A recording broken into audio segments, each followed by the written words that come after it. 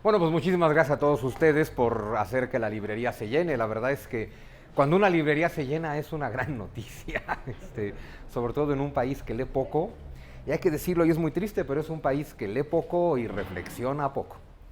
Pero bueno, no estoy hablando de ustedes, que evidentemente leen y reflexionan, si no, no estarían aquí. Entonces, pues ni hablar, hay que, como si fuera reunión de Tupperware, para la siguiente traigan más gente que lea y reflexione, ¿no?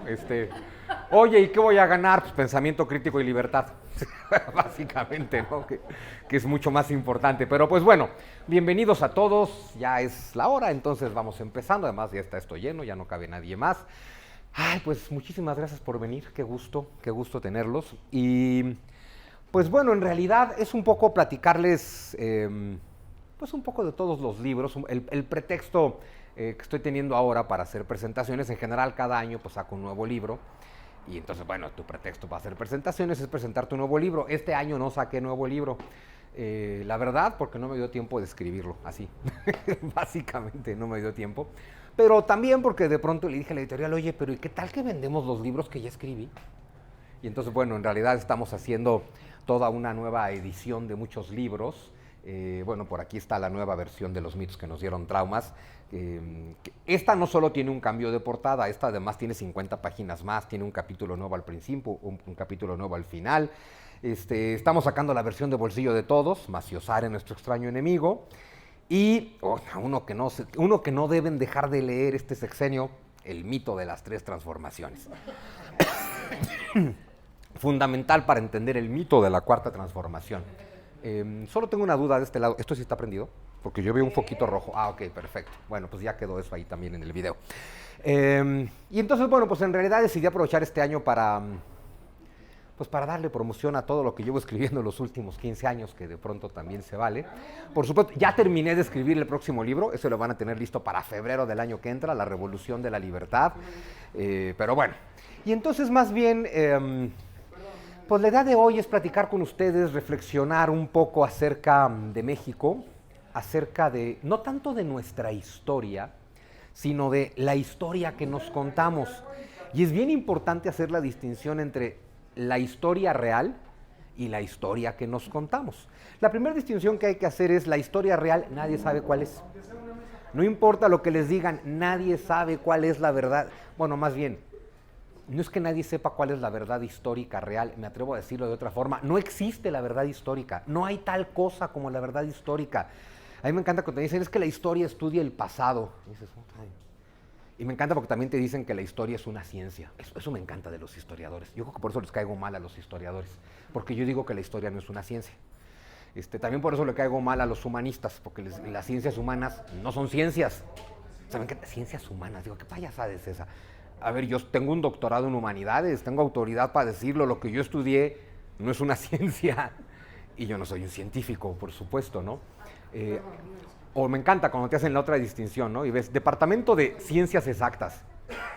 Y digo, esto es una redundancia tremenda. Si son exactas, son ciencias. Si no son exactas, no son ciencias. La historia no es exacta, la sociedad no es exacta, la psicología no es exacta, no son ciencias. Ojo, que algo no sea una ciencia no lo hace negativo, no lo hace ni mejor ni peor. No todo tiene que ser científico, que algo no sea una ciencia simplemente quiere decir que es una cosa distinta, ¿no?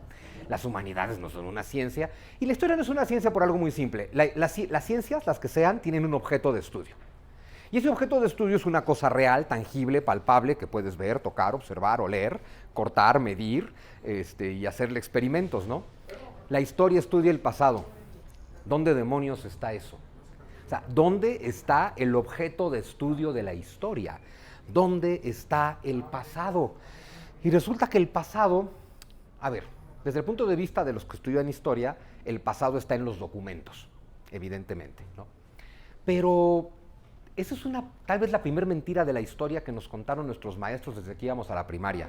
Si se acuerdan, tal vez fue por ahí de segundo o tercero de primaria, o tal vez antes, cuando nos dijeron que la historia se divide en dos, ¿no? Prehistoria e historia. Y me encanta porque luego te aclaran, la prehistoria es este espacio de 150,000 años en el que no había escritura, prácticamente no hay evidencias y del que no sabemos nada. Y digo yo, ¿y por qué vamos a tomar todo un semestre de esto entonces, no? Si me acabas de decir que de esto no sabemos nada, ¿por qué demonios nos vamos a dedicar a estudiarlo? Pero bueno. Y luego viene el gran mito, pero la historia empieza con la invención de la escritura. Porque una vez que hay escritura, hay documentos escritos y entonces ya sabemos lo que pasó. Digo, no, hay documentos escritos y entonces ya sabemos lo que quedó escrito. Pero eso no quiere decir que haya pasado, ni quiere decir que haya pasado de esa forma, ni lo convierte en realidad. Luego también nos cuentan, esto es mucho de mi libro, Falsificar la Historia, de no, es que el estudio formal y científico de la historia lo iniciaron los antiguos griegos. Digo, ¿y qué significa eso? No, pues significa que los antiguos griegos fueron el primer pueblo que se dedicó de manera concienzuda, científica, racional, al estudio de la historia para saber cuáles fueron los acontecimientos que ocurrieron y los que no. Digo, sí, pero todo eso es altamente sospechoso cuando ves que en las versiones de la historia que te cuentan los griegos, los persas siempre son malos. Nunca hay nada bueno que decir de los persas en una versión griega, entonces no me digan que eso es científico. Pero si le preguntas a los persas su versión de los hechos, los griegos son un hato de salvajes. Hay que decir una cosa, los griegos eran un hato de salvajes. Oye, ¿cómo dices eso de la cultura que dio a Sócrates, Platón y Aristóteles? Sócrates, Platón y Aristóteles no eran un hato de salvajes. Los demás griegos sí. O sea, pero es que de pronto pensamos, ¿no? La antigua Grecia, y te imaginas que todos iban vestidos de blanco, como Rocío Dúrcal, ¿no? O sea, todos, bueno, no sé por qué me acordé, pero todos van vestidos de blanco, con una túnica, con una hojita de laurel en la cabeza y mirando al horizonte, ¿no? ¿Qué irá a pasar, no? Y pensamos que así eran todos, y no, así era Platón. O sea, Platón sí me lo imagino vestido de blanco así. Aristóteles no. Aristóteles me lo imagino vestido como campesino, reptando en el piso. Porque Aristóteles era un hombre súper curioso, súper curioso. O sea, Aristóteles veía pasar una rana y decía, se preguntaba varias cosas. 1, ¿qué chingados es eso? 2, ¿para qué sirve? 3, ¿de dónde salió? 4, ¿hacia dónde va? 5, ¿cuál es el objetivo de su existencia? Y Aristóteles dice, bueno, solo hay una forma de saberlo, hay que seguirla. Entonces ahí tienes a Aristóteles siguiendo ranas. Literal, ¿eh? O sea, esto no es chiste, tienes a Aristóteles persiguiendo ranas hasta llegar a los pantanos. Y es cuando dice, sigo sin entender, y de pronto ve cómo llega un cocodrilo y se come a la rana. Y dice, ya entendí para qué sirven las ranas, para alimentar cocodrilos. Y entonces, al día siguiente, pues Aristóteles está persiguiendo un cocodrilo, ¿no? Pues para ver, pues, ¿y para qué sirven estas cosas, no? Y eventualmente Aristóteles fue quizás el primer ser humano, por lo menos del que tenemos noticia, que se hizo una de las preguntas existenciales más importantes. Aristóteles se preguntó, ¿para qué sirven las moscas? Porque por más que se la pasó Aristóteles, se la pasaba papando moscas literal. Y aunque se la pasó años papando moscas, nunca supo para qué servían. Pero su tema era todo lo que existe en el mundo, todo lo que ocurre, tiene una causa, tiene un efecto, tiene una razón de ser, si no, no existiría. Pero a ver, a mí me encanta, ¿no? Pensamos que todos los griegos eran como Aristóteles. A ver, en el siglo XXI, el 98% de los seres humanos no son como Aristóteles. Entonces, si no pasa en el siglo XXI, ¿qué nos hace pensar que pasaba en la antigua Grecia, no? Pero bueno, entonces esta idea de estudiamos historia para conocer el pasado y lo que está escrito es verdad. Híjole, claro, no nos queda más remedio cuando estudias historia que estudiar lo que está escrito, porque pues es lo que hay. Pero el punto es que no debes tenerle ni tantita confianza a lo que está escrito, ni tantita. Es como cuando estudias historia de México y te dicen, eso me encanta, aquí no había ebriedad. Es cabrón. Y entonces, ¿por qué somos el país más beodo del planeta, no? Claro, la respuesta es clara, por culpa de Hernán Cortés. Pero me encanta porque, oye, pero ¿cómo que aquí no había ebriedad?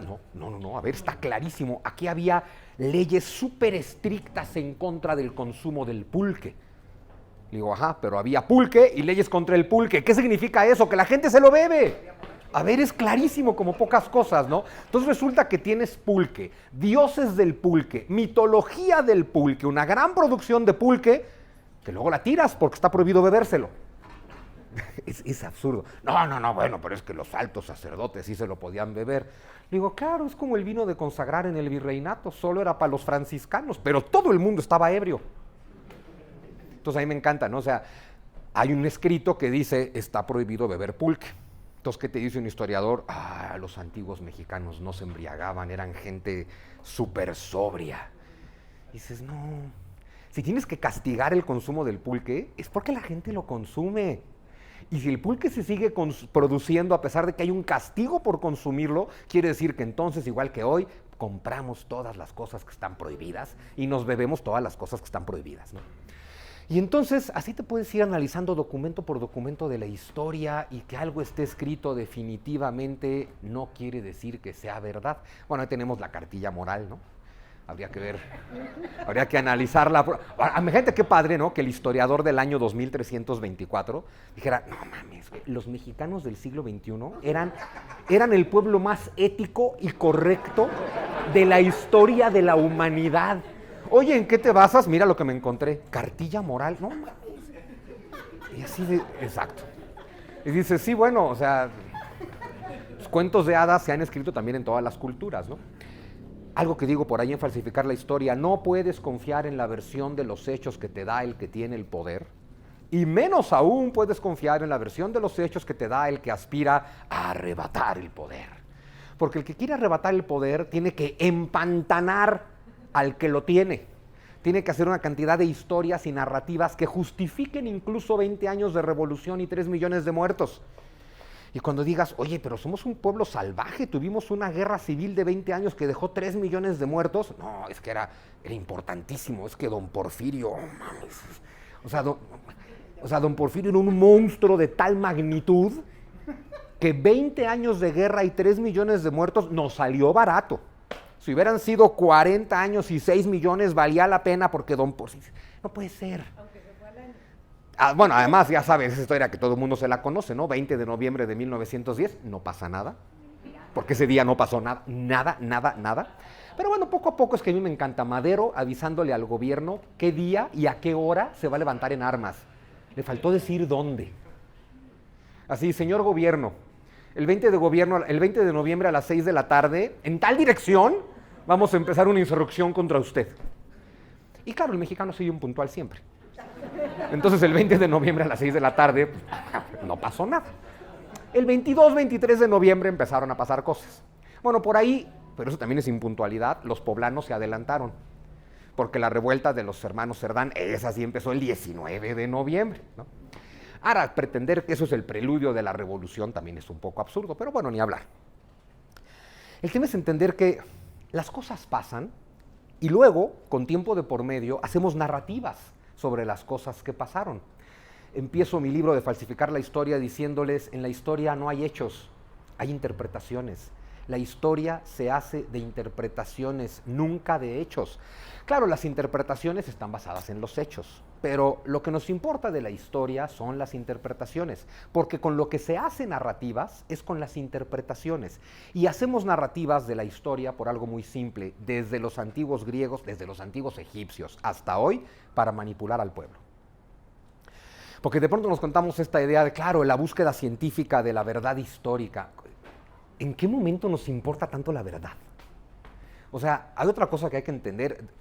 De pronto es a veces rudo asumirlo, pero a los seres humanos nunca nos ha importado la verdad. Nos importa nuestra versión de los hechos, nos importa nuestra verdad y nos importa nuestro bienestar. Y si para nuestro bienestar tenemos que mentir, mentimos. También empiezo a falsificar la historia diciendo eso, ¿no? Todos sabemos que mentir está mal. Es un pecado, está prohibido por la ley de Dios, te vas al infierno si mientes. Es amoral, antiético, es pecado, es delito, es todo. Mentir es horrible.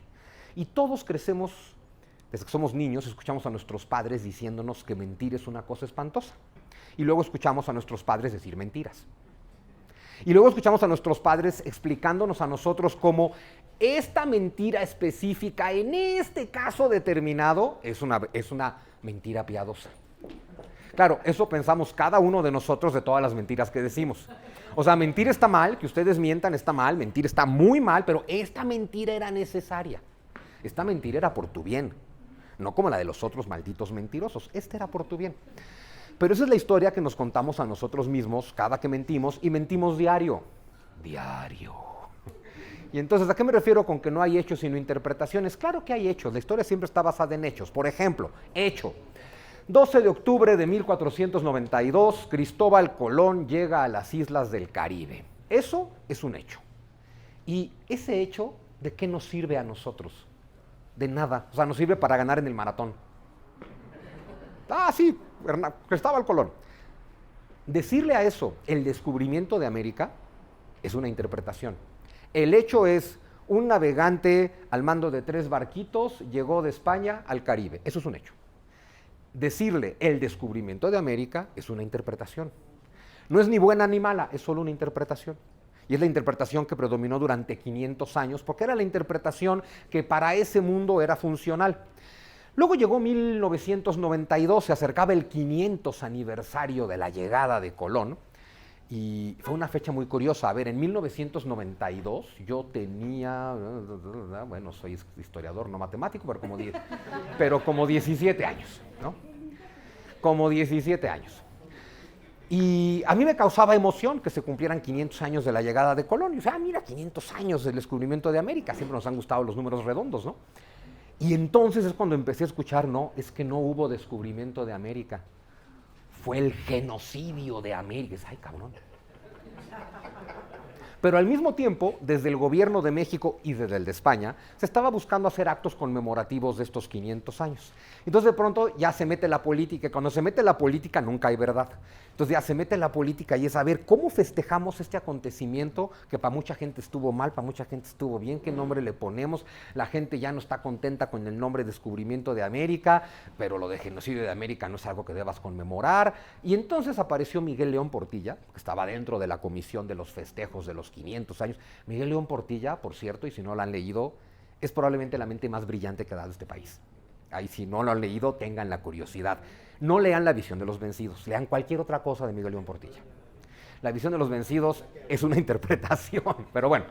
Y Miguel León Portilla tuvo una idea muy bonita. A ver, ojo, Miguel León Portilla, que es un indigenista, bueno, wow. O sea, me encanta un señor que habla 10 idiomas, la mitad de los cuales están muertos. Griego antiguo, hebreo antiguo, maya, náhuatl. Ya nada más por eso hay que tenerle un respeto bárbaro. Lo que me encanta de Miguel León Portilla es que era el mejor indigenista de la historia de América y era profundamente hispanista. Porque como se dedicó en serio a estudiar las culturas indígenas y en serio a estudiar el proceso de la conquista, entendió en serio que nunca hubo tal cosa como una conquista. Cuando lees a Miguel León Portilla te queda clarísimo, eso de la conquista de México es una interpretación, ¿no? Y entonces él propuso un nombre muy bonito, el encuentro de dos mundos.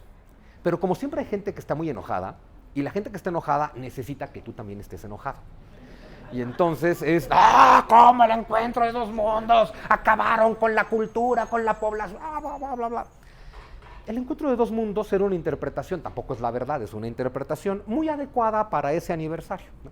Entonces, decirle el descubrimiento de América es una interpretación, decirle el genocidio de América también es una interpretación.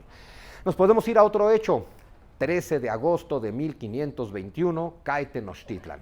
Eso es un hecho. Decirle a eso la conquista de México es una interpretación. Es una interpretación del siglo XX, es una interpretación llena de ideología, es una interpretación política y es una interpretación básicamente muy mentirosa. Y es un poco lo que les quiero hablar hoy porque, bueno, que les voy a hablar un poquito, ya veré cómo le hago para mezclar la historia de México con la historia de Rusia, que está por ahí. Y con mi literatura fantástica que está por ahí. Bueno, la historia de México es como literatura fantástica, entonces más o menos viene al caso. Y con el que siempre presumo como mi libro menos vendido, mi mayor fracaso de ventas, Paz en la Guerra de los Sexos.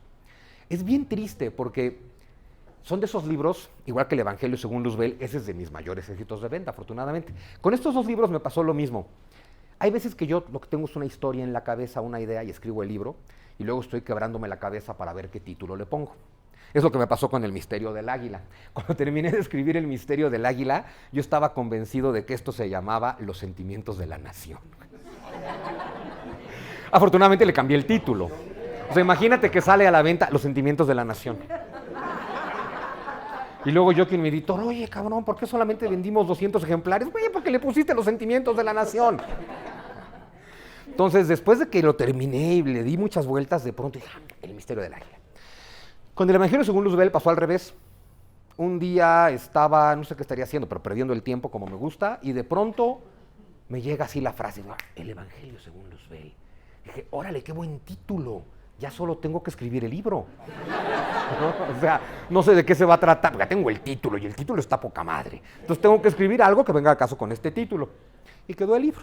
Con Paz en la Guerra de los Sexos pasó lo mismo. Y esto lo escribí hace ya como 5 años, 7 años, que ya se veía todos los problemas que tenemos hoy, ¿no? Y entonces justo lo que yo decía es, mira, te traigo una propuesta de paz. Y ya luego entendí, es como lo de los sentimientos de la nación, a nadie le interesa la paz. O sea, dije, si el libro hubiera salido a la venta como La Guerra de los Sexos, puta, no, ya no trabajaría.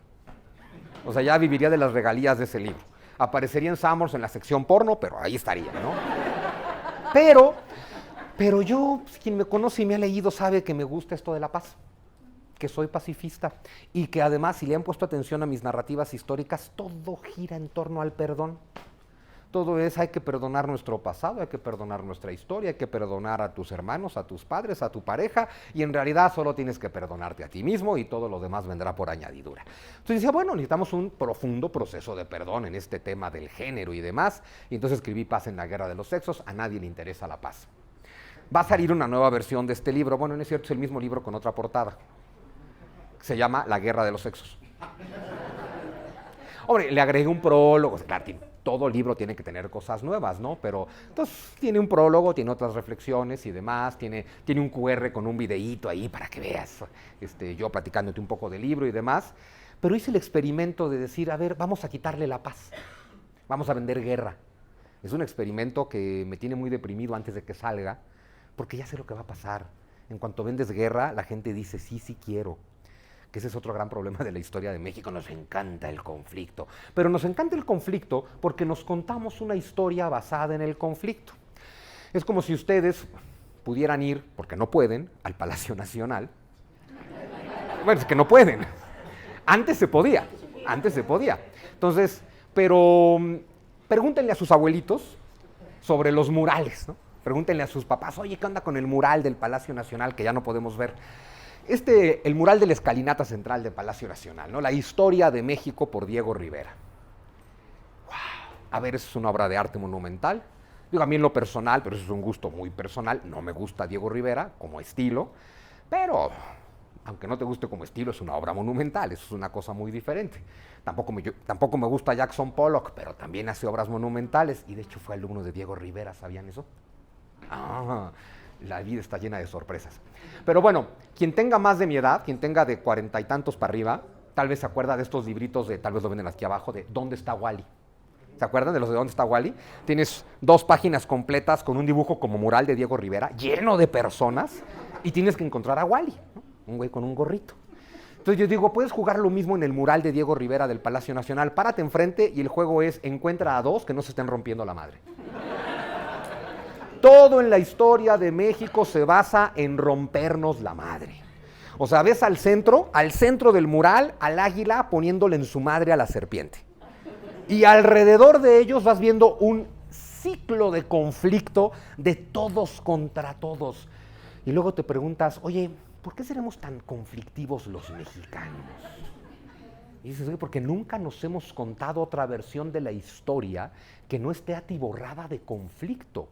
Cuando eso también es una interpretación, podríamos tener una interpretación de los hechos muy distinta. Vuelvo al 13 de agosto de 1521. Cae Tenochtitlan. ¿En manos de quién? Pues de los tlaxcaltecas. Oye, que ahí está Hernán Cortés. Sí, ahí está Hernán Cortés, pero Tenochtitlan cayó ante un ejército tlaxcalteca. Bueno, de hecho, ante una alianza bien interesante, tlaxcaltecas, texcocanos, huejotzincas, cholultecas, bueno, texcocanos, que eran aliados de los mexica, que también en su momento dijeron, ¿sabes qué? Mejor estamos con Cortés y con los tlaxcaltecas. A mí me encanta porque siempre nos contamos, hasta que yo iba en la primaria por lo menos, esta versión de los hechos donde los tlaxcaltecas eran unos malditos traidores, ¿no? Los tlaxcaltecas son traidores porque se unieron a Cortés. Y digo yo, bueno, y los empualtecas, y los ochimilcas, y los huejotzincas, y los cholultecas, y todos los demás. Y entonces te tienes que enfrentar a una versión de los hechos donde dices, todos los demás pueblos mesoamericanos que no eran los mexicas, todos eran una bola de traidores. Todos se unieron a Cortés para traicionar a los mexicas.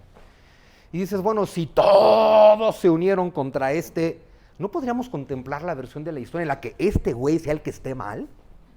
Porque por algo todo el mundo se unió con un güey al que ni siquiera entienden hablar para derrotar a los mexica.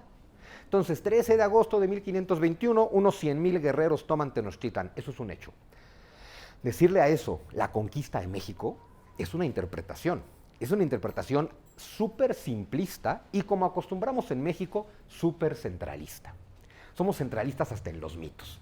Cayó Tenochtitlan, chingue a su madre, cayó el país. Oye, pero el país ni siquiera existe. No, pero ya lo habíamos pensado.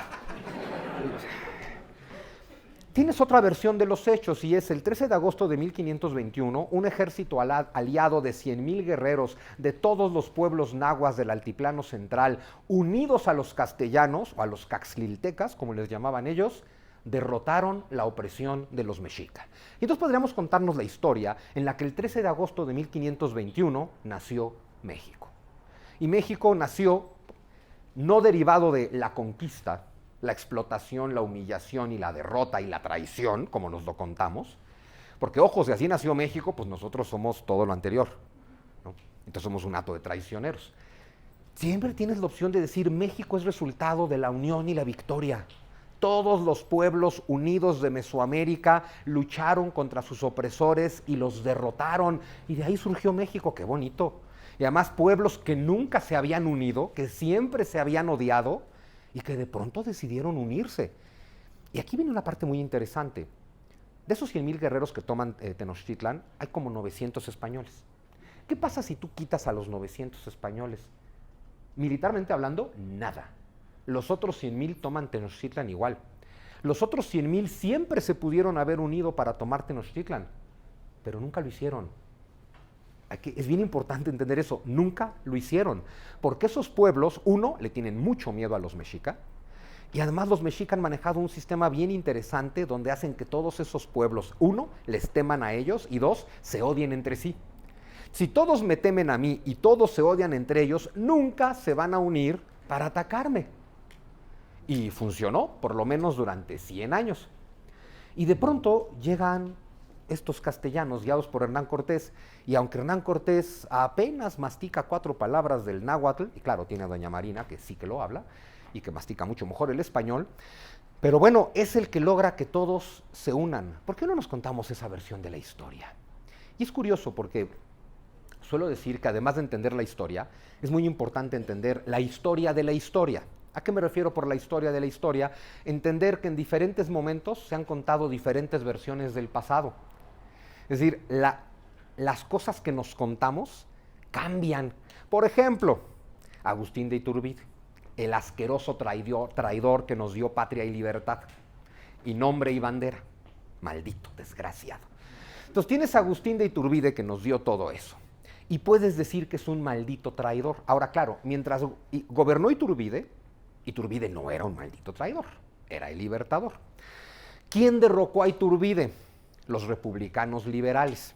Entonces, claro que una vez que los republicanos liberales, ojo, republicanos liberales que no sabían ni qué era la república ni qué era la libertad, pero sabían que ser republicano liberal era el gran pretexto ideológico para derrocar al emperador. Y todo eso se los contó ¿quién? Los masones ingleses. Pero bueno, esa es otra historia diferente también. Y entonces, claro, Guadalupe Victoria, junto a Antonio López de Santana, Nicolás Bravo, Vicente Guerrero, traicionan a Iturbide, derrocan a Iturbide. Evidentemente, el gobierno que se establece tiene que hablar mal de Iturbide. A veces está clarísimo. Eso pasa en todos los países, en todas las culturas y en todas las épocas, ¿no? O sea, en cuanto los demócratas toman el poder, los republicanos son el diablo. El PRI robó más. ¿Y sabes qué es lo peor? Me cae que no. Me cae. Y mira que está cabrón robar más que el PRI, pero creo que ahora se roba más que con el PRI, pero bueno. Más bien, la argumentación en el fondo es otra, es que ahora robo yo. Bueno, es como con Santana, ¿no? Santana, 11 veces presidente de la República, pero como nos contamos muy mal la historia, si yo te digo que Santana dominó la escena política nacional entre 1824 y 1860, 67, y te digo que fue presidente 11 veces, pues tú te imaginas que el güey gobernó todo ese tiempo. Pero si tú juntas las presidencias de Santana, Santana gobernó 4 años y medio. En 11 presidencias gobernó 4 años y medio. Porque lo que nunca te cuentan es cómo son las 11 presidencias de Santana. Las primeras 4 duraron 2 semanas cada una. Porque la primera presidencia de Santana fue Santana luchando por tomar el poder. Hay, vamos a decir, elecciones. Santana gana las elecciones. Y el día que le tocaba tomar el mando, dijo, estoy cansado. Me voy a mi hacienda a descansar, le dejo el changarro al vicepresidente. Y ahí se queda Valentín Gómez Farías. Y como Valentín Gómez Farías era un liberal muy radical, empezó a desmadrarlo todo. Y a las 2 semanas, Santana volvió y le dijo, ¿sabes qué? Fuera de aquí porque eres un desmadre. Ya regresé yo, que soy por el que votaron. Y Santana gobernó 2 semanas. Después de 2 semanas dijo, yo creo que don Valentín ya entendió qué onda y yo ya puedo regresar a mi descanso. Y se fue a su hacienda, manga de clavo. Y Valentín Gómez Farías tomó el poder 2 semanas más y volvió a desmadrarlo todo. Entonces llega Santana otra vez por su segunda presidencia. Oye, Valentín, ya habíamos dicho que no le puede estar quitando sus bienes a la iglesia. Fuera. Vuelve Santana por 2 semanas. Aplaca las aguas, se vuelve a ir y se vuelve a quedar Gómez Farías. ¿Qué hizo? Lo mismo. Entonces las primeras presidencias de Santana son eso. Luego ya más adelante maduró y gobernó como 2 o 3 meses. Y sí, bueno, ya eso ya es estabilidad. No, estabilidad es cuando Santana dijo, bueno, está bien, tomo de... porque ojo, su 11ª presidencia y última, Santana ya estaba cómodamente instalado en un exilio en Colombia. O sea, imagínense ustedes a Santana en Cartagena de Indias. Aparte, Santana era mulatero. O sea, a Santana le gustaban las mulatas. No, hombre, Santana en Cartagena de Indias estaba como en el paraíso, el desgraciado. Y ahí estaba Santana en Cartagena de Indias, tomando aguardiente y tomando mulatas, cuando llegó un grupo de mexicanos a decirle, por favor, regresa a tomar el poder. Y dices, güey, pero si ya se fue 10 veces el desgraciado. El tema es que entendamos que cada vez que Santana volvió, los mexicanos fueron a pedirle que volviera. Y esta última vez Santana se hizo de logra y dijo, no me merecen, no me valoran, no me aprecian. No, por favor. Y entonces Santana dijo, bueno, está bien,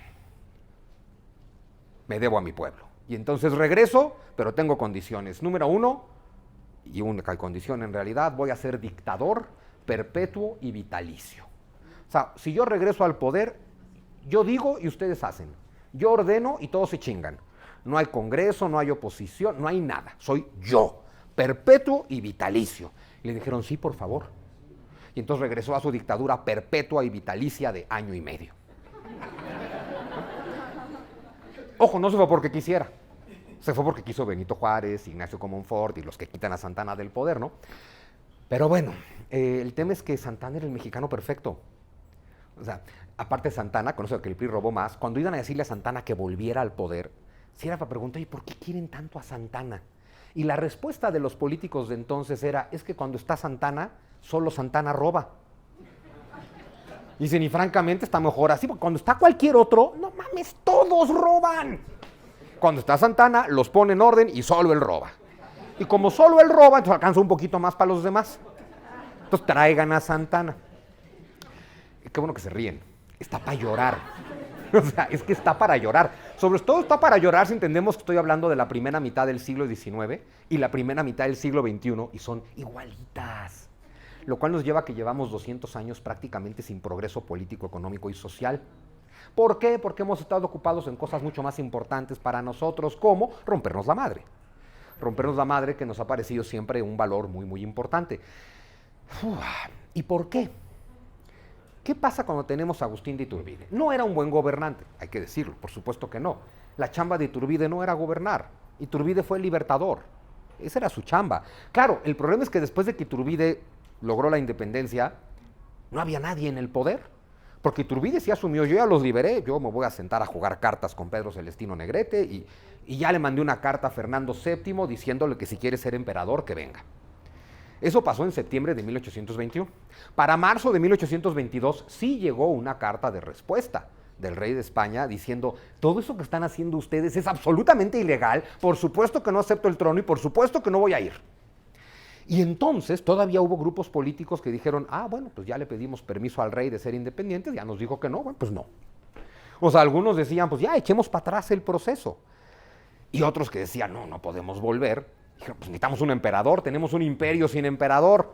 Y había una cosa que todos tenían claro, la única persona que tiene algo de legitimidad para ser emperador es Iturbide, que en ese momento era el héroe de todos los mexicanos, sin importar las mentiras que nos cuenten hoy, era el héroe de todos los mexicanos. Y entonces ahí va una multitud y soldados a plantarse en el balcón de Iturbide a suplicarle que tome el trono, y ahí va el bruto de Iturbide y toma el trono. Y me encanta porque Vicente Guerrero le besó las manos y luego lo traicionó. O sea, es que también es algo muy de nosotros, ¿no? Y fíjense qué interesante. Cae Iturbide, se va Iturbide en marzo de 1823 y los republicanos pues forman un gobierno provisional en lo que se ponen de acuerdo, de lo cual surgió la República Mexicana, o más bien sí, los Estados Unidos mexicanos, con ese ridículo nombre que llevamos 200 años teniendo, nacieron en octubre de 1824. O sea, este año se cumplen 200 años de que nos convertimos en la República Federal más centralista de la historia de la humanidad. Que me encanta que le sigamos llamando federación a esto. O sea, y digo, esto es de la federación, ¿qué significa? Del gobierno central. Pero bueno. Y entonces, la federación, los republicanos, derrocan a Iturbide, forman un gobierno. Y claro, antes de derrocar a Iturbide, esto ha pasado siempre, siempre, siempre, en todas las épocas de la historia de la humanidad, tienes que empezar a correr rumores. Tienes que empezar a infiltrar narrativas en el pueblo para que el malestar empiece a meterse por todos lados. Es como cuando un periodista francés en la Revolución Francesa, Camille Desmoulins, empezó a alebrestar al pueblo diciéndole es que el rey tiene 30,000 cañones listos en la Bastilla para dispararlos contra los barrios obreros. Eso era absoluta mentira, pero el pueblo tomó la Bastilla, que eso era lo que importaba. Es decir, vamos a mentirle al pueblo porque necesito que el pueblo lleve a cabo el derrocamiento que yo necesito para yo tomar el poder. Y entonces, pues lo mismo pasó, se empezaron a filtrar todo tipo de rumores y demás, y de pronto el tema era, en cuanto caiga Iturbide y se largue del país, todo va a estar bien.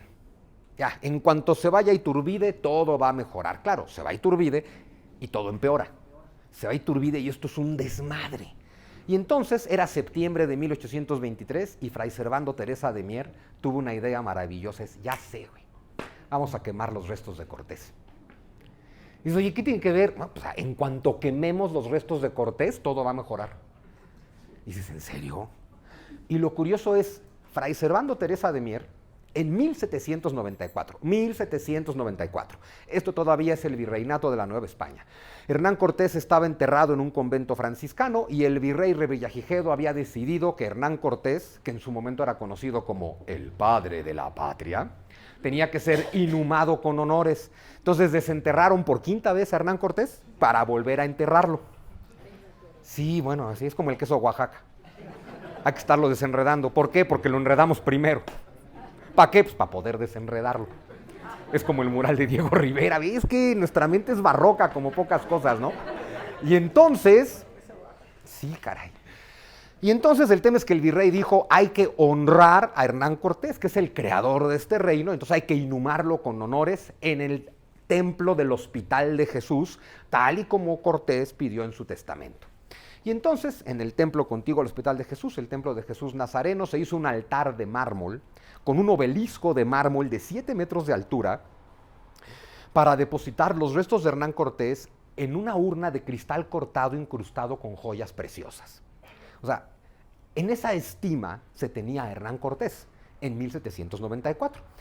Y se le pidió a un fraile dominico que era bastante bueno en la oratoria, Fray Servando Teresa de Mier, que en ese entonces tendría 20 y poquitos años, que diera el discurso laudatorio, es decir, el discurso de homenaje a Cortés.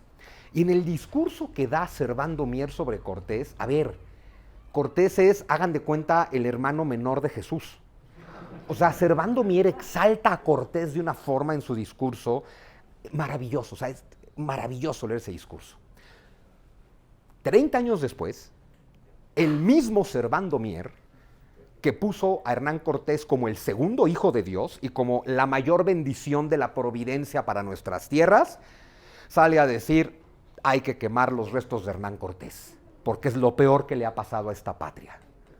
Y dice, oye, pues, ¿qué pasó en esos 30 años? Algo muy simple, Servando Mier se hizo político.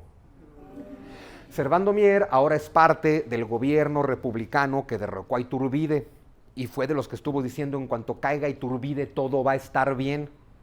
Claro, ya cayó Iturbide, todo está de la chingada.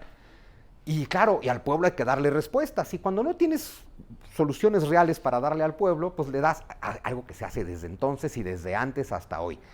Si no tengo soluciones reales para darte, lo que puedo hacer es señalarte culpables y hacerte promesas. Entonces yo te digo, mira, es que a ver, lo que ustedes no entienden es que todos sus problemas son culpa de ellos. Ellos son los culpables de todo. Yo les prometo que si votan por mí, me los chingo a ellos. Oye, eso, estoy hablando del siglo XIX, no se confundan. Es que lo me dicen, es que te metes con el peje. No, estoy hablando de Iturbide, estoy hablando de Servando Mier, estoy hablando de Hernán Cortés, estoy hablando de otras cosas. Es que luego la gente se confunde mucho, es muy mal pensado.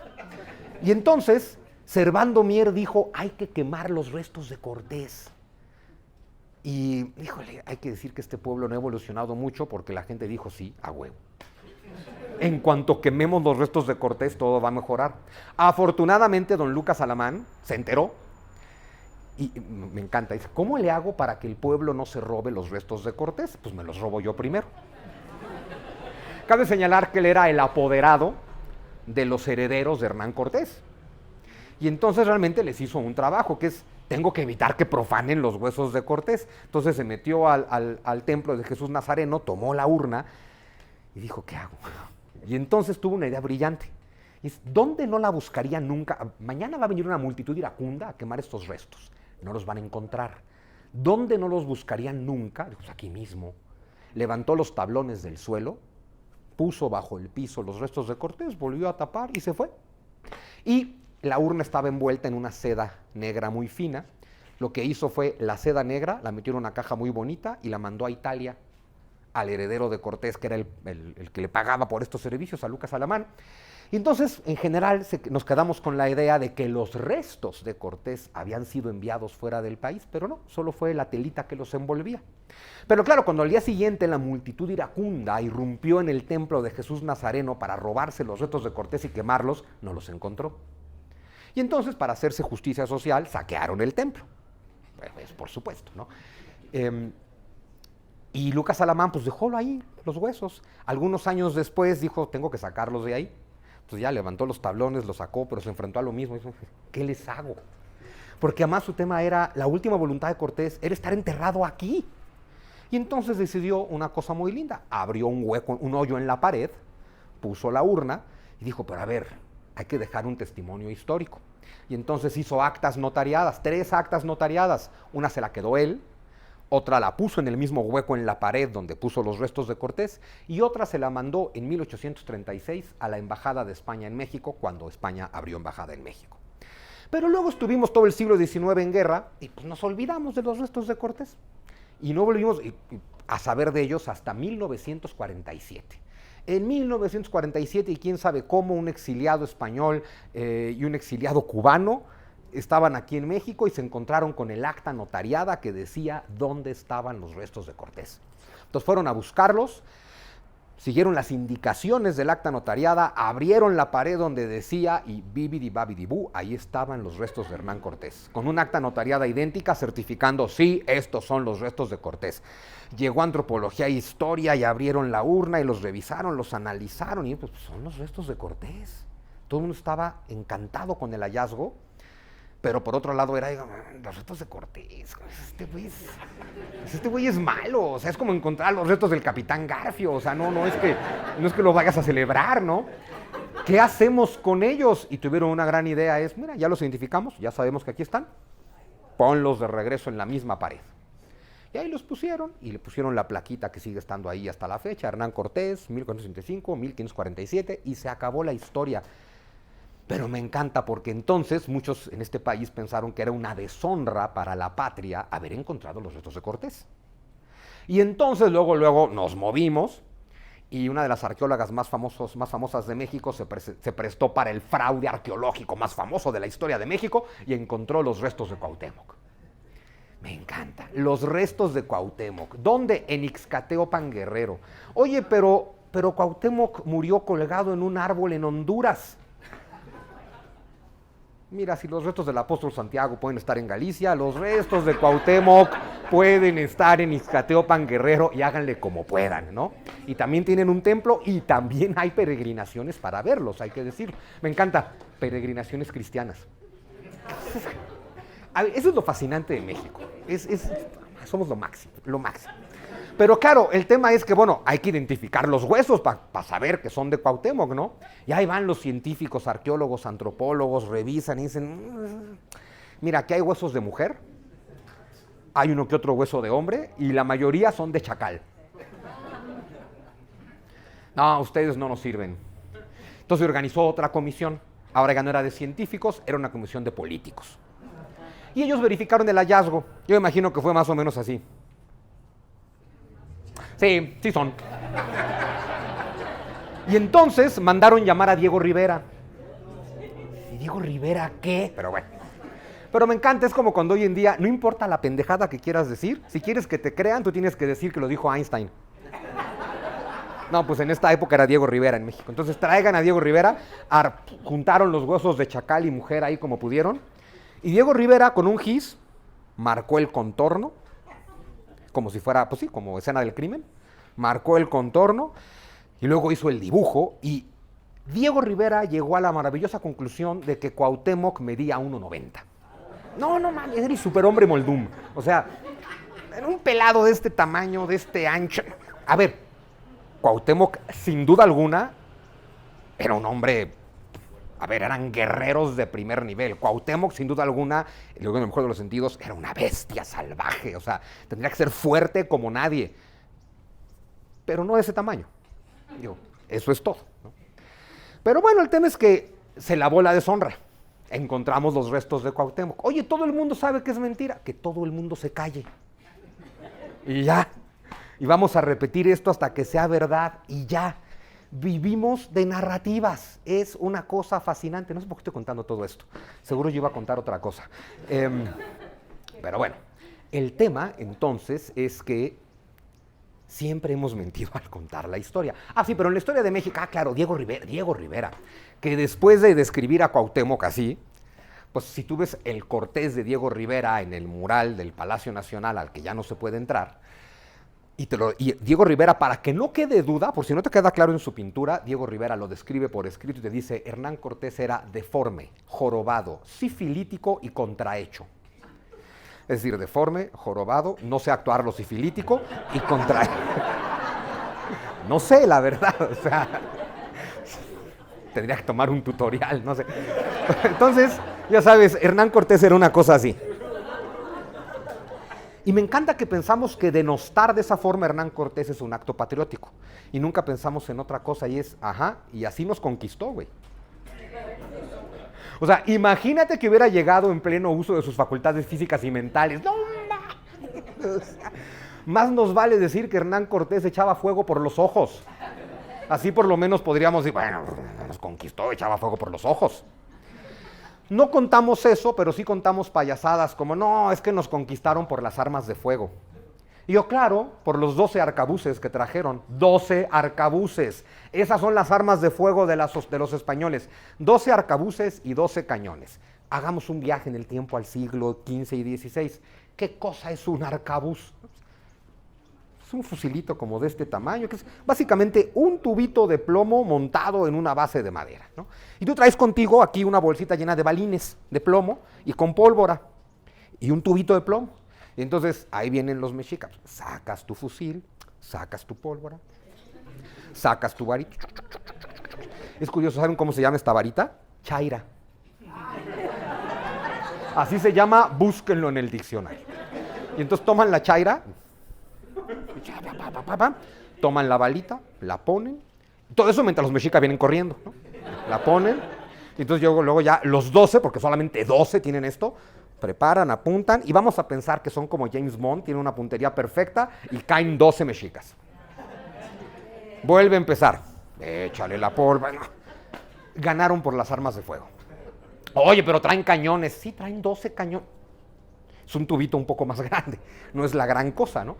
Y la pólvora se les acabó, por cierto. No, pero ay, me encanta. Subieron al Popocatépetl por azufre para hacer pólvora. Y dices, bueno, me encanta porque contamos la versión en la que los españoles eran idiotas, pero también son superhombres que pueden subir al Popocatépetl, meterse al cráter, tomar azufre y hacer pólvora. Pero bueno. Y jamás dimensionamos que la guerra, que todas las batallas de lo que llamamos la conquista fueron cuerpo a cuerpo. Son españoles cuerpo a cuerpo contra mexicas. Y a ver, darte un quien vive con un mexica tuvo que haber sido la cosa más espantosa y al mismo tiempo esplendorosa y espectacular que le pudo pasar a un español. Hay que entender una cosa, los españoles no eran guerreros, eran todólogos. O sea, era de, pues, me subo a un barco, le aprendo a ser marinero, mastico 4 idiomas, sé un poquito de esgrima, sé un poquito de todo. Claro que todos saben pelear, pero los mexica viven para pelear. Son los mejores guerreros que ha dado Mesoamérica, junto con los tlaxcaltecas, ¿no? Y la otra, no, es que los caballos. Es que pensaban que los españoles en su caballo eran un solo ser. A mí me encanta cuando te dicen, es que los mexica era el pueblo más glorioso que ha dado la historia de la humanidad, eran mágicos, místicos, misteriosos, tenían un conocimiento fuera de serie, pero pensaron que el español y el caballo eran un solo ser. No, a ver, es que tenemos que lidiar con tantas contradicciones para entender nuestra historia que tenemos que caer en estos cuentos de hadas. Oye, es que los mexicas nunca habían visto un caballo, ¿no? Claro que no, pero sí habían visto un venado. Y de hecho, cuando se referían a los caballos, les decían los venados gigantes de los casclitecas. Porque justo no son tontos, no, nunca he visto un caballo, pero es un venado gigante. ¿Se mueren de miedo ante él? Seguro. ¿Que Hernán Cortés busca que los 12 que van a caballo nunca se bajen del caballo? Sí. Pero de ya que los mexicas pensaron que era un solo ser con 4 patas y torso de hombre, bueno, a ver, ni los griegos se creían eso de su mitología, por favor. Y la otra, no, bueno, a ver, ya en serio, es que los confundieron con dioses. Tenemos que inventarnos todas esas cosas. La otra es, mira, ¿qué tal que la conquista de Tenochtitlan se dio porque 100,000 guerreros de todos los pueblos oprimidos se unieron a Cortés? ¿Por qué no explicamos eso? Es que es mucho más fácil. Es mucho más fácil explicar, todos se unieron contra los aztecas. Oye, ¿y por qué? Porque los aztecas son los malos de esta historia.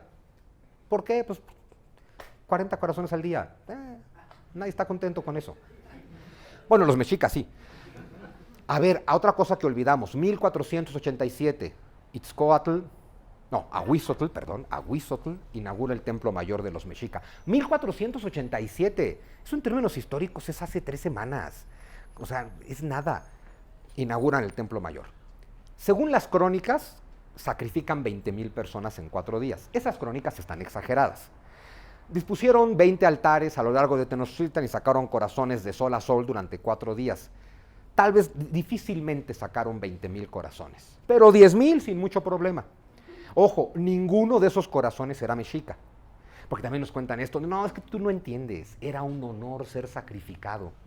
Y yo digo, claro, los mexicas eran tan buenos que siempre le daban el honor a los tlaxcaltecas. O sea, era, te honro tanto tu valor que te voy a sacar el corazón.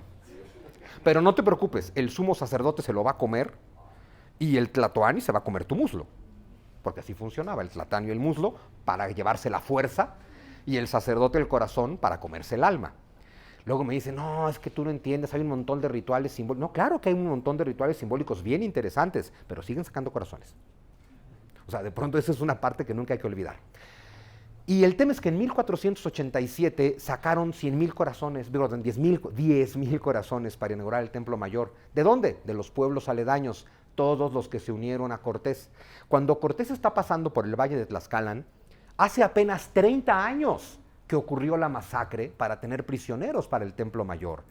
Cada una de las personas con las que Cortés se puede ir encontrando en este camino tienen recuerdos y leyendas e historias de esa masacre. Y tal vez perdieron a su papá, tal vez perdieron a su hermano, tal vez perdieron a su hijo. A ver, claro que se quieren unir a Cortés contra ellos. Lo curioso es que en la historia de México nos contamos una versión. A ver, la versión de los hechos que nos contamos hoy es la versión posrevolucionaria. Es lo que les digo, de hay que conocer la historia de la historia. En diferentes momentos se cuentan diferentes versiones. Vuelvo a Iturbide tantito, porque quien me conoce ya sabe que abro un montón de paréntesis, luego me hago muchas bolas, pero luego eventualmente regresamos. Mientras dominaron los republicanos, Iturbide era un traidor. Pero a ver, de pronto Iturbide, que fue enterrado en una fosa común, o sea, enterramos al Libertador en una fosa común en Padilla, Tamaulipas. Pero de pronto el presidente era Anastasio Bustamante. Anastasio Bustamante no solamente era iturbidista, o sea, idolatraba a Iturbide. Entonces Anastasio Bustamante dijo, se van a Padilla por el cuerpo de Iturbide y lo vamos a enterrar donde merece, en la catedral, a donde lo pueden ir a ver hoy todavía. Y claro, mientras gobernó Anastasio Bustamante o cualquiera que estuviera de su lado, Iturbide volvió a ser el libertador.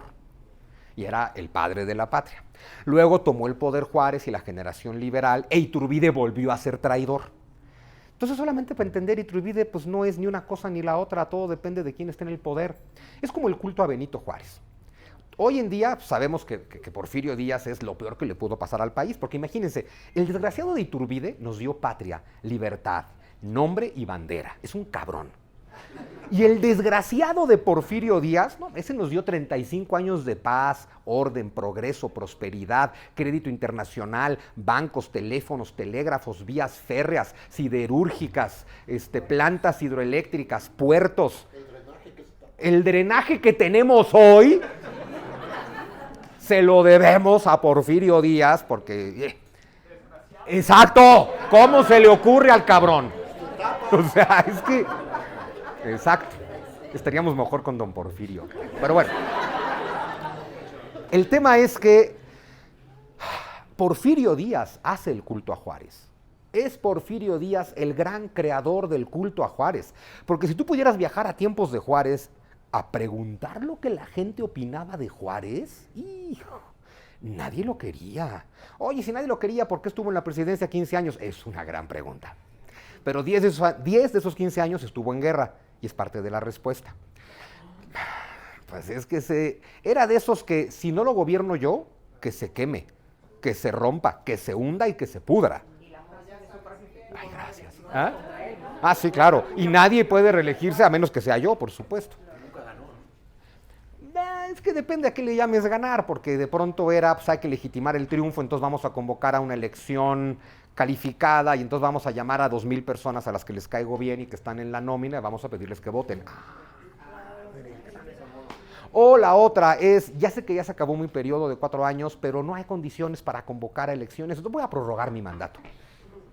Oiga, pero aquí está la Constitución. ¿A esa que usted vio la cara que se le antoja? Sí, pero esta vez me avala, entonces voy a autoprorrogar mi mandato. Ojo, seguramente necesitábamos a Benito Juárez, eso también hay que decirlo. Benito Juárez, a mí no me cae bien, quien me sigue lo sabe, pero era el hombre que México estaba necesitando en ese momento, si no tampoco hubiera estado 15 años. La verdad es que de las transformaciones que nos hablan, la única verdadera transformación es la reforma juarista, porque es cuando realmente dejamos de ser una estructura virreinal para ser la estructura de un país moderno. Eso sí se le debe a Benito Juárez. Lo que nunca hay que olvidar es que Porfirio Díaz era tan oaxaqueño como Juárez, tan indígena como Juárez, tan liberal como Juárez y mucho mejor masón que Juárez. Iba a decir tan masón como Juárez, pero no. Y mejor masón que Juárez. ¿Y él sí peleó?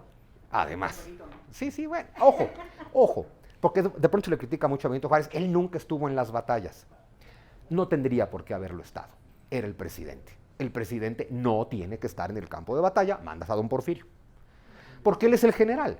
No, esa parte, digo, a mí me encanta criticar a Juárez, pero, bueno, sí, pero no hay que abusar, hay cosas en las que tiene razón, porque si no caemos en la misma caricatura, ¿no?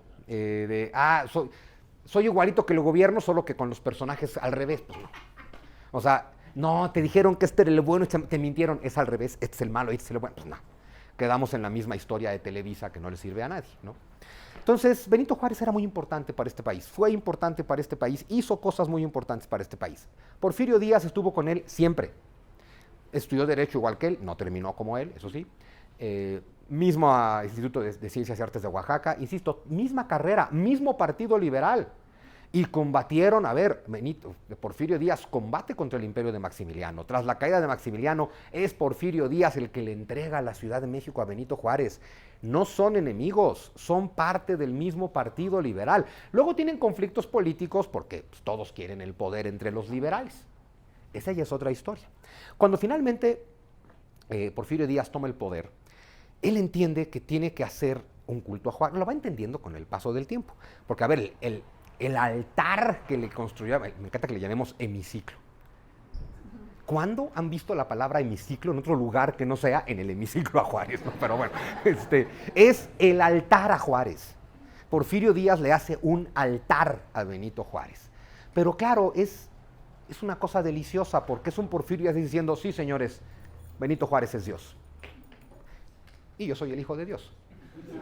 Porque claro, la narrativa que está construyendo Porfirio Díaz es, yo soy la continuidad de Juárez. Juárez fue un gran hombre, te lo ensalzo mucho más de lo que se merece, te lo ensalzo, le pongo monumentos, le pongo su nombre a todas las calles, le pongo un altar y yo soy la continuación de esto. Claro, nunca nadie sabe para quién trabaja y como al final Porfirio Díaz pues, sale por la mala en la revolución, el culto a Juárez que él construye se queda y el que sale como el malo del cuento es él. Ojo, Iturbide nos dio patria, libertad, bandera y nombre. Porfirio, todo lo demás que ya les dije. Bueno, Hernán Cortés es el que hace que este país exista. Y los tres son malos. Cuando vemos la narrativa histórica mexicana, tenemos que preocuparnos mucho de nuestro estado mental, que es realmente catastrófico, porque tienes a un hombre como Cortés y tienes a un hombre como Cuauhtémoc. Ojo con esto. Lo que voy a decir a continuación no es una crítica ni a Cortés ni a Cuauhtémoc, ni a Hidalgo ni a Iturbide, ni a Madero y a Díaz, es una crítica a nosotros y a nuestras narrativas. Yo estoy convencido de que cada personaje histórico en su momento... A mí me encanta pensar que la gente es buena. Quetzalí todo el tiempo me está diciendo que reflexione más, pero bueno. Me dice que hay uno que otro que no.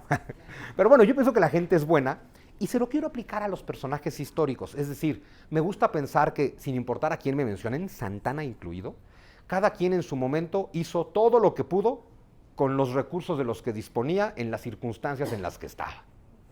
Cada quien hace lo que puede. Eso no se puede juzgar. Lo que se juzga es cómo lo contamos hoy. Entonces tienes a Cortés, el hombre que trató de pactar con todos los pueblos, y a Cuauhtémoc que dijo, antes nos morimos todos. Cuauhtémoc es el bueno y Cortés es el malo. Tienes a Miguel Hidalgo, un hombre profundamente encabronado con el gobierno virreinal, por historias muy personales de Miguel Hidalgo que nada tienen que ver con la independencia, y al final convocó a una guerra de saqueo, promovió el saqueo, destruyó ciudades, mató personas por el puro gusto de matar personas para saciar sus más bajos instintos. Y luego tienes a Iturbide, que decidió que había de dejar de matar gente, su principal arma fue una imprenta, imprimió plan de paz y libertad, lo destruyó por todos lados y a través de pura negociación logró la independencia. Hidalgo es el bueno, Iturbide es el malo. Tienes a Porfirio Díaz, el hombre que nos dio 35 años de paz, orden, progreso y todo lo que ya mencioné, y tienes a Madero, el hombre que empezó la guerra que destruyó todo eso. Pero Madero es el bueno y Porfirio es el malo. ¡Wow! Insisto, no es contra Madero, no es contra Díaz, es contra nosotros. ¿Por qué siempre elegimos todo aquel que sea absolutamente destructor y con los ánimos encendidos y las pasiones desbocadas, lo convertimos en héroe?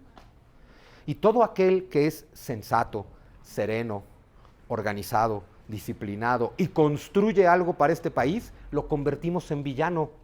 Mi conclusión es muy simple, nos odiamos profundamente a nosotros mismos. Por eso nos cae bien como héroe todo aquel que nos rompe la madre y denostamos como traidor a todo aquel que hace algo por nosotros. ¿Y por qué nos odiamos tanto profundamente? Ya para ir terminando, por la historia que nos contamos. Porque te cuentas esta historia, nadie puede estar contento con esta historia. Yo te cuento esta versión de los hechos donde antes de que llegaran los españoles, aquí todo era perfecto. Aquí estábamos a punto de conquistar la galaxia. Éramos la mejor civilización de la historia de la humanidad. Teníamos conocimientos místicos, mágicos, misteriosos, espectaculares. No había malicia, no había corrupción y no había caries en las muelas. Pero llegaron los españoles y todo valió madre. Si tú te crees esa versión de los hechos y además te la crees en español y la replicas en español, tu mente se está enfrentando a una contradicción con la que no puede, ¿no?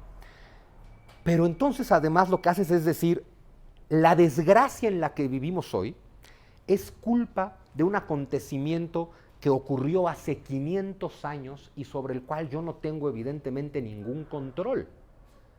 Eso te arrebata, nos arrebata todo nuestro poder. Porque es como decir, estamos jodidos, estamos de la chingada, por eso estamos frustrados y enojados. Todo eso es comprensible. México es un lugar difícil. Es hermoso, pero es difícil. Es muy difícil, México duele, México es duro, México puede generar mucha frustración. Y si tú crees que todo lo que te jode de México fue culpa de Hernán Cortés, acabas de entregarle tu poder, no a Hernán Cortés porque está muerto, pero sí al viejito que te habla de Hernán Cortés, porque entonces acabas de decir, yo no tengo ningún control sobre el presente. Te estás contando una versión de los hechos en la que tú te dices a ti mismo, yo estaba destinado a ser uno de los mejores seres humanos de la historia de la humanidad, porque sería un guerrero águila. A mí me encanta, ¿no? O sea, hoy en día, pues tienes 40 años, sigues viviendo en casa de tu madre, pesas 120 kilos, pero si no hubiera llegado Cortés, serías un guerrero águila. Sí, claro. Pero es este tema de todo lo que no me gusta de mi vida, ni modo que sea mi culpa, tiene que ser culpa de alguien más. Y Hernán Cortés está perfecto. Pero acabas de entregar tu poder, porque estás diciendo, estamos condenados para siempre a esta decadencia. Porque si toda esta decadencia tiene su origen en ese acontecimiento sobre el que evidentemente no puedo hacer nada, no podré mejorar este país nunca. Entonces tienes que vivir eternamente frustrado, eternamente enojado, eternamente lleno de rabia. Y entonces podríamos tener a un líder responsable que nos ayude a manejar la rabia, serenarnos y construir un país, o a uno que diga, güey, conflicto, de esto es de lo que yo como, de esto es de lo que yo vivo, de esto es de lo que yo me alimento, este es mi combustible, vamos a exacerbar el conflicto, oigan, es culpa de ellos, oigan, es culpa de ellos, rómpanse la madre. Como si de alguna, que bueno, que ahora sí no se rieron, como si de alguna forma pudiéramos mejorar el país con esa versión histórica. Entonces, es bien importante darnos cuenta que la versión de la historia que nos contamos psicológicamente nos hace un daño súper profundo. ¿Qué tendríamos que hacer entonces? Bueno, lo que siempre les digo, número uno, como no podemos cambiar al país, nosotros, pues cámbiate a ti. Porque tú también tienes rabia, tú también tienes ira, tú también tienes furia, tú también estás enojado, yo también. Y seguramente te ha pasado que de vez en cuando, algún día, haces que alguien pague por tu ira, por tu rabia y por tu frustración, porque te apretaron el botón, te agarraron en tus 5 minutos, te agarraron estresados y alguien paga por tu frustración. Si eres una persona madura, después de muy poquito tiempo dices, chale, qué feo le contesté a esta persona y ya no tenía la culpa. Pero si no eres una persona madura, es que lo paguen todos, ¿no? Entonces tú no puedes serenar al país, pero te puedes serenar a ti. Tú no puedes pacificar al país, pero te puedes pacificar a ti. Hay quien me dice que eso es muy ingenuo. No es ingenuo. De entrada es lo único que puedes hacer. Tratar de cambiar a los demás es un acto violento. Tratar de cambiarte a ti es lo único que puedes hacer por México y por la humanidad.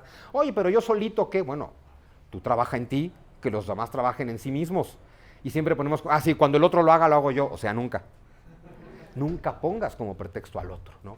Si tú empiezas hoy tu propia transformación, que es la única que va a servir de algo, si tú te comprometes hoy con transformarte y todo el mundo se comprometiera con lo mismo, México cambia en un día. Pero vivimos con esta eterna dinámica donde tiene que cambiar México sin que yo cambie. Eso me encanta, tiene que cambiar México sin que yo cambie. Pero bueno, entonces, tenemos que hacer un profundo proceso de perdón. Eso es lo que necesitamos en la historia de la humanidad, pero vamos a quedarnos de momento con la historia de México. Les decía al principio de esta plática, trato de basar mis narrativas históricas en el perdón, porque desde siempre se ha usado la historia para recordarnos contra quién estamos enojados, contra quién tenemos que pelear, quién es el enemigo, a quién odiamos, quién es el adversario, y contamos historia para que nosotros podamos seguir en ese estado de perturbación mental. A mí me encanta contar la historia con la versión completamente contraria, es decir, buscar una versión de los hechos, una interpretación de los hechos que nos lleve a la paz. Lo que tenemos que hacer es perdonar nuestro pasado. Ojo, no a Hernán Cortés, no a Doña Marina, no a Cuauhtémoc, no a Moctezuma, a nosotros mismos por permitirnos habernos envenenado nuestra mente con la versión de la historia que nos contamos, ¿no? Pero si tú piensas que la culpa sí es de Hernán Cortés, bueno, está bien, entonces sí perdona a Hernán Cortés. Porque al final, como decía el Buda, pues odiar es tomarte un frasco de veneno esperando que se muera el otro. Pero ojo, odiar a Hernán Cortés es odiarte a ti mismo. Odiar cualquier aspecto de tu pasado es odiarte a ti mismo. Solo existe un México, este.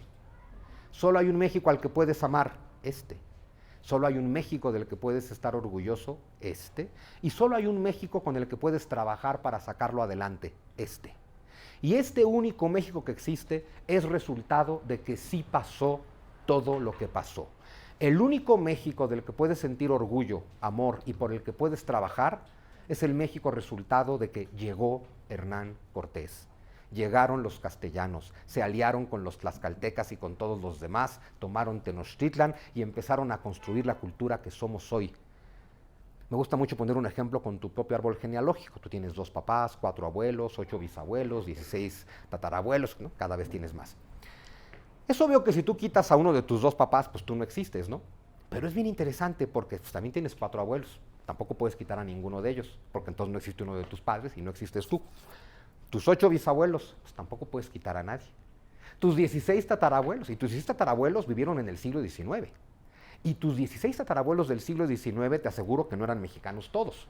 El mundo se ha hecho de migración. En el siglo XIX, tus 16 abuelos, unos son mexicanos, otros son españoles, otros son franceses y otros son gringos, mínimo. Y algún austriaco y algún belga seguramente también están colados ahí. Y si te sigues yendo para arriba, resulta que 12 generaciones arriba de ti tienes casi 4,000 abuelos, un poquito más, 4,090 y tantos abuelos, que vivieron en tiempos del Renacimiento, de la conquista, de la vuelta al mundo de Magallanes. Tal vez fueron guerreros águila, tal vez fueron gente común y corriente, tal vez estuvieron con Magallanes, tal vez estuvieron con Cortés, tal vez solo estaban por ahí. Pero el tema es que tu existencia, tal y como es hoy, depende de que esas 4,000 personas se hayan encontrado hace 500 años. Si tú quitas un solo elemento de tu pasado, tú no existes. Bueno, pues eso mismo pasa con la historia de México. Me encanta el que se siente muy patriótico diciendo, claro que amo a México, estoy orgulloso de ser mexicano, viva México, cabrones, pero ojalá no hubieran llegado los españoles. Les dices, qué bonito, amas un producto de tu imaginación. Amas un México que no existió nunca más que en tu mente. Eso nunca nos va a llevar a nada bueno. Y dado que si quitamos cualquier elemento del pasado desaparecemos nosotros, no tenemos más opción que honrar nuestro pasado. Eso quiere decir que tenemos que honrar a doña Marina por recibir a Cortés. Y tenemos que honrar a Cortés por aliarse con todos y derrocar a los mexica. Y tenemos que honrar a Moctezuma por recibir a Cortés y tratar de entender lo que estaba ocurriendo. Y también tenemos que honrar a Cuauhtémoc por tomar la versión del suicidio, porque es la que él comprendía como digna. Y pues es él y su mente y su cultura y su educación, pero también es parte de nuestro pasado. Y si quitas a Cuauhtémoc, tampoco hay México. Y si quitas a Cuitláhuac, que le puso a los españoles la madriza de su historia en la Noche Triste, tampoco existimos. Tenemos que honrarlos a todos. A los españoles, a los mexica, a los tlaxcaltecas, a los mayas, a los zempoaltecas. Si odias a alguno de ellos, te odias a ti mismo. Eso es lo que hubo y resultado de eso, esto es lo que hay. Esto es con lo que podemos trabajar, pero tú no puedes trabajar con nada mientras no tengas lo que el mexicano no tiene, aceptación. Tenemos que aceptar que esto es lo que hay. Ojo, lo que hay es hermoso. Ni siquiera es una frase conformista. Lo que hay es glorioso. Yo cierro mi libro, no me acuerdo si es Cortés o Quetzalcóatl, diciendo que lo mejor de Europa atravesó el océano para encontrarse con lo mejor de América, porque sin importar lo que nos cuenten, España era lo mejor de Europa. Si no, no hubieran llegado ellos, no le hubieran dado la vuelta al mundo, no hubieran colonizado un continente y no hubieran construido 1000 catedrales en ese continente. Por cierto, ahí está el oro que se robaron, en las catedrales. Sin importar dónde vivas, ve al centro de tu ciudad, ahí está el oro que se robaron los españoles, porque nunca salió de aquí. Lo mejor de Europa cruzó el océano y se encontró con lo mejor de América, toda la cultura tolteca mesoamericana. Si lo mejor, a ver, lo lógico sería, pues, lo mejor de Europa se encuentra con lo mejor de América, ¿por qué el resultado no es lo mejor del mundo? Tendría que ser así, porque no es la historia que nos contamos. Pienso que es la historia que nos tenemos que contar. Esta historia de unidad y de triunfo, donde lo mejor de ambos lados del océano se juntó para generar esta cosa hermosa que nosotros somos. ¡Viva México!